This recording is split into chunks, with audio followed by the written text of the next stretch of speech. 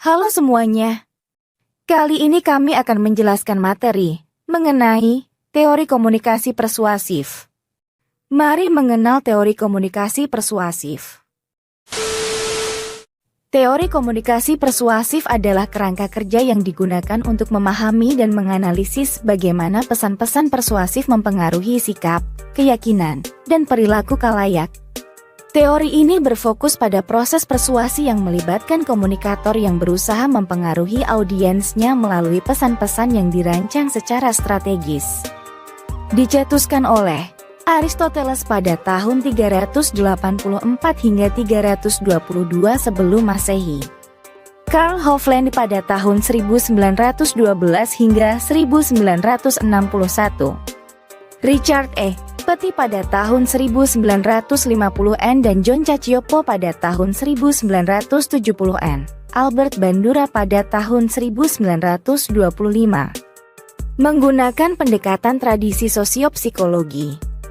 Dalam studi komunikasi persuasif, memperhatikan hubungan kompleks antara faktor psikologis individu dan faktor sosial dalam proses persuasi.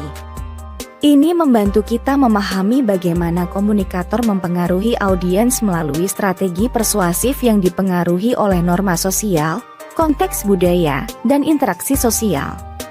Masuk dalam paradigma konstruktivisme.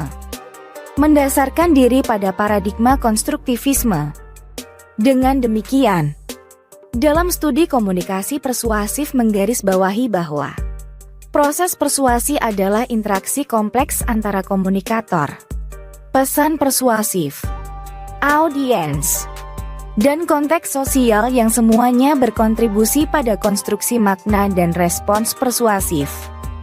Tujuan teori komunikasi persuasif: mengubah sikap dan keyakinan individu, mengajak orang untuk melakukan tindakan tertentu, hingga mempengaruhi kebijakan sosial atau politik. Evaluasi efektivitas pesan persuasif dalam teori ini melibatkan pengukuran perubahan dalam sikap, keyakinan, atau perilaku audiens sebagai respon terhadap pesan. Contoh penerapan teori komunikasi persuasif. Kampanye anti rokok. Kampanye ini bertujuan untuk mengurangi angka perokok dengan menyampaikan pesan persuasif tentang bahaya merokok terhadap kesehatan. Dengan bantuan sebagai berikut. Sumber pesan, organisasi kesehatan masyarakat atau pemerintah dapat menjadi sumber pesan persuasif. Strategi persuasif, pesan persuasif menggunakan kombinasi faktor etos, patos, dan logo. Konteks penerima, pesan persuasif ditujukan kepada perokok aktif, remaja, keluarga, atau masyarakat umum. Saluran komunikasi yaitu, pesan persuasif, dapat disampaikan melalui media cetak, media elektronik seperti televisi dan radio, media sosial, atau kampanye di tempat umum, seperti poster atau spanduk. Tujuan persuasif, yaitu kampanye ini bertujuan untuk mengubah sikap dan perilaku audiens agar berhenti atau tidak memulai merokok.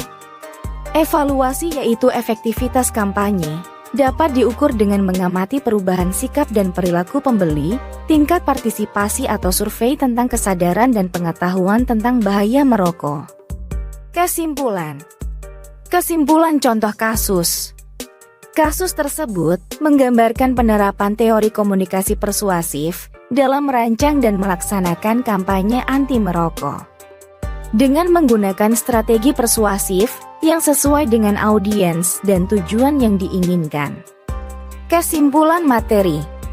Secara keseluruhan, teori komunikasi persuasif memberikan pemahaman tentang strategi komunikasi yang efektif dalam mencapai tujuan persuasif dan mempengaruhi orang lain dengan menggunakan pesan yang dirancang secara strategis. Sekian. Semoga penjelasan ini dapat menambah pengetahuan kalian mengenai teori komunikasi persuasif. Terima kasih semua.